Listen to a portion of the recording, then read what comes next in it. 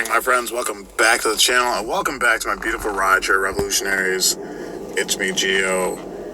Y'all know who the fuck it is. And I'm surprisingly well rested for a guy that woke up at 3:25 in the morning. I didn't get into the car until about 3:50 though.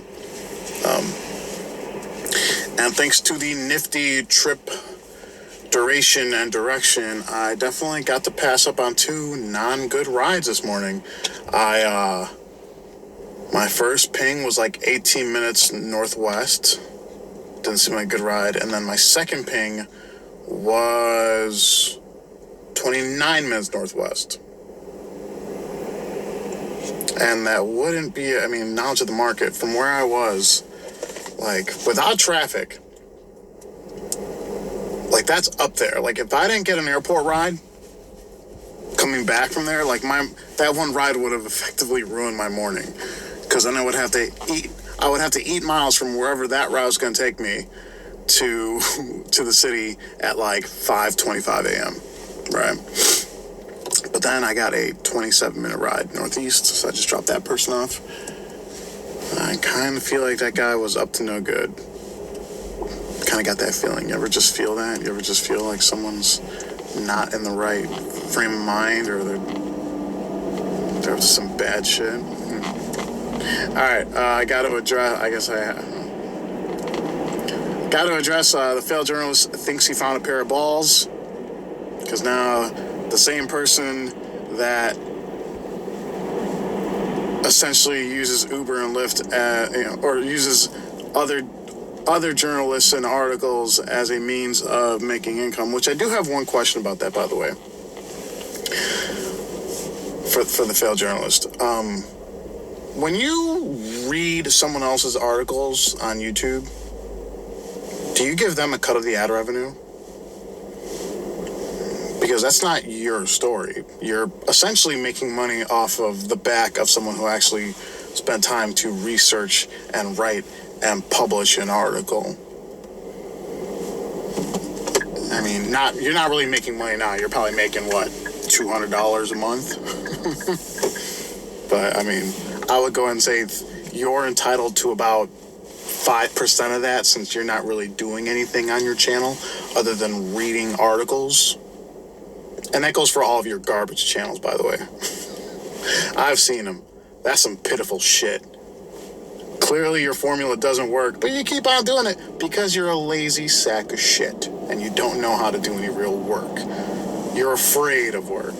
I'm sorry, I'm getting too personal. Anyway, so my Reddit video from yesterday, where I reacted to the crazy person.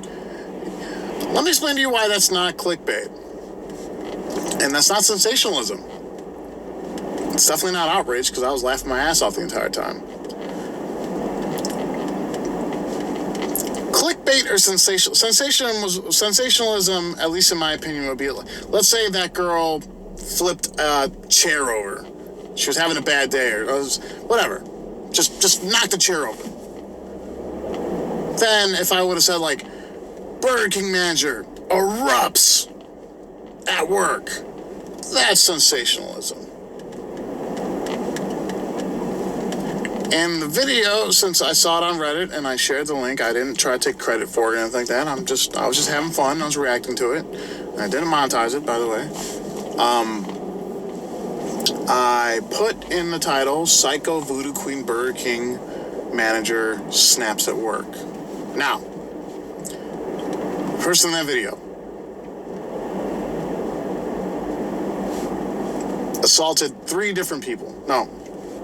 Well, first she tried ripping a door off a hinge, and then she slapped a customer, and then she assaulted another girl that was sitting down and eating, and then started pulling her hair, and then started getting violent with the coworker that was trying to restrain her.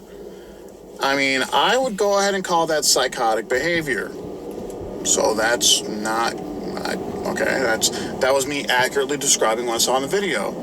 And then I said voodoo queen because she, at a few different points in the video, was doing these crazy hand gestures and making these weird sounds with her mouth, and it looked like she was doing some kind of witchcraft or voodoo shit. So I was just describing what I saw in the video, and then,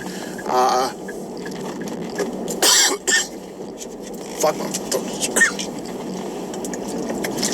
She put a curse on me. She saw the video. Oh yeah. And then I said, so Psycho, Voodoo Queen, Burger King manager, and she was in fact a Burger King manager. She was even wearing her uniform. I don't know I said snaps at work. Maybe I could have even added some butter to it. I could have been like, goes berserk at work. Ruins a Burger King. I could have done any choice of words in that one. I didn't. I can't. I'm not a clickbait expert. If I want some good clickbait, I'll just contact McLove and I'll be like, hey, how do I get some good clickbait over here? That was not clickbait. It wasn't sensationalism. I was accurately describing in the title of the video what was happening in the video. And I understand the fact that I thought it was funny triggered some of you. Whatever, guys.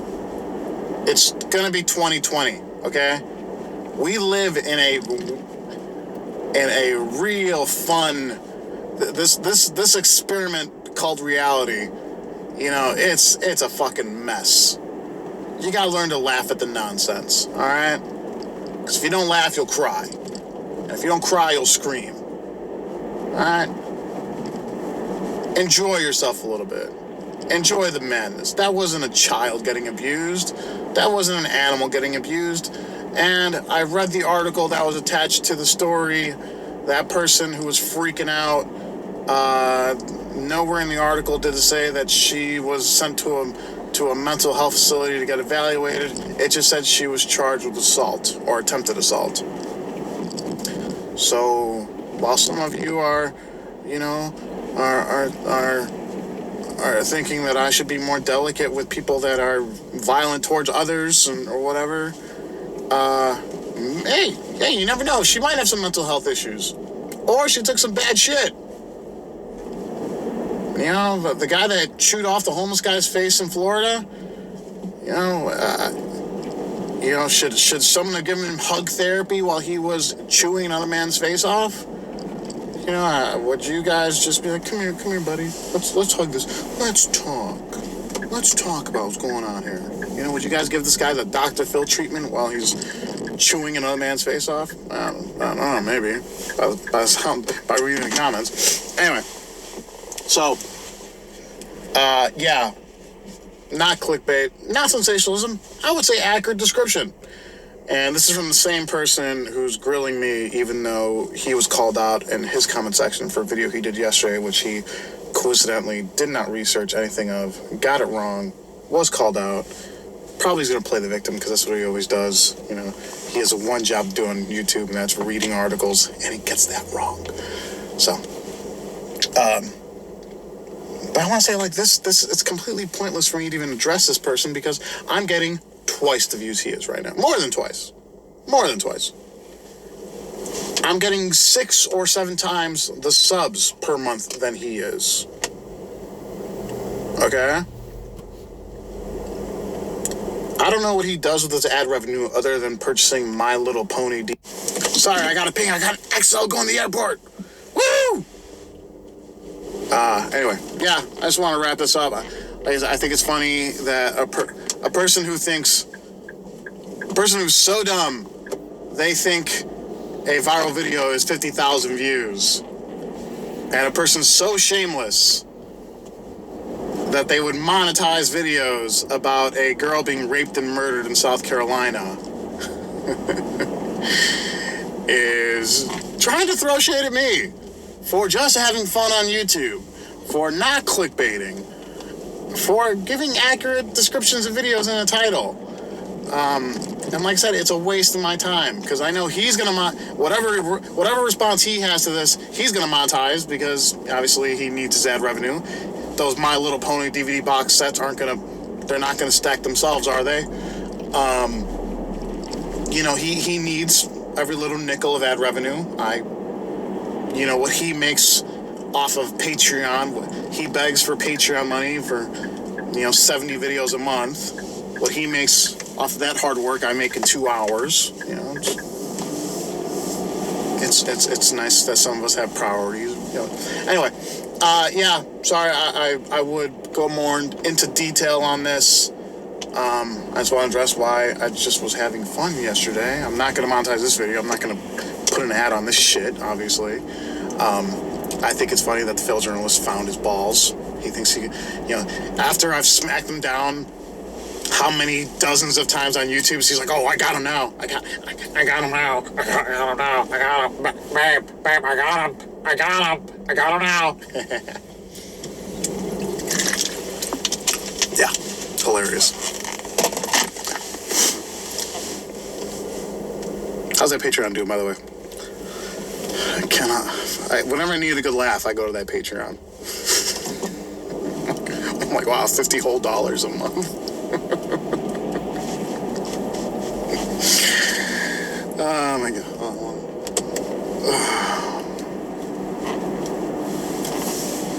All right, guys, gotta go. Bye.